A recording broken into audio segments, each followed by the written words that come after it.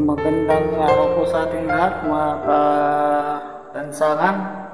Ayan po tayo, mayroong nadaanan na hindi magandang ginawa ng mga siguro kulang sa pag-iisip o bata. Sa kadahilanan, wala din po daan dyan. Sino kadaan dyan at nakita ito? Hindi tayo makababa eh, nakatrack kasi tayo eh. Mabastos masyado. Kilala niyo ba yung bayani na yan?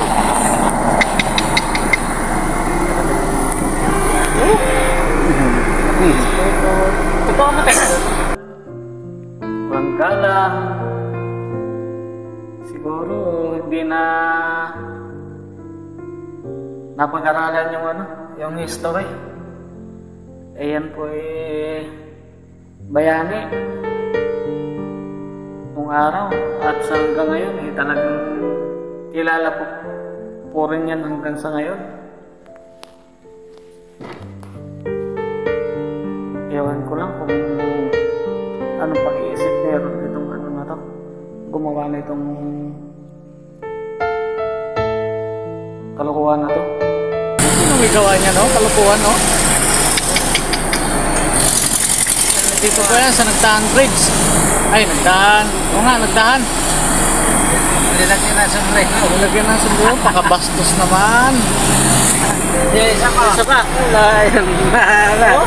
Piniringan.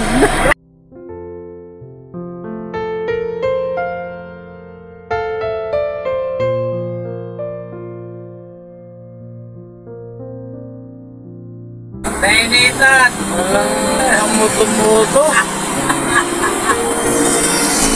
Aba? Tayo pwede buha ba eh? Yan. Kaya may kasalanan yung mga bata, mga tambay dito. Pero sa panahon po ngayon, siguro mga 2 buwan na siguro nakadaan ako diyan na nangyari yun. Pero sa ngayon po, wala na rin siya. Sana po ay hindi na maulit at respeto po natin yung ating history. Yan po, at ingat tayo laging magmaneho mga kaikot, mga kamadabilan lasangan dyan. Marami pong salamat sa inyong pagsubaybay sa aking mga ina-upload. Thank you very much po at ingat ang lahat. At palagay ko'y malapit na rin ang tag-ulan, natapos yung ating tag-init. Yun, I love you all.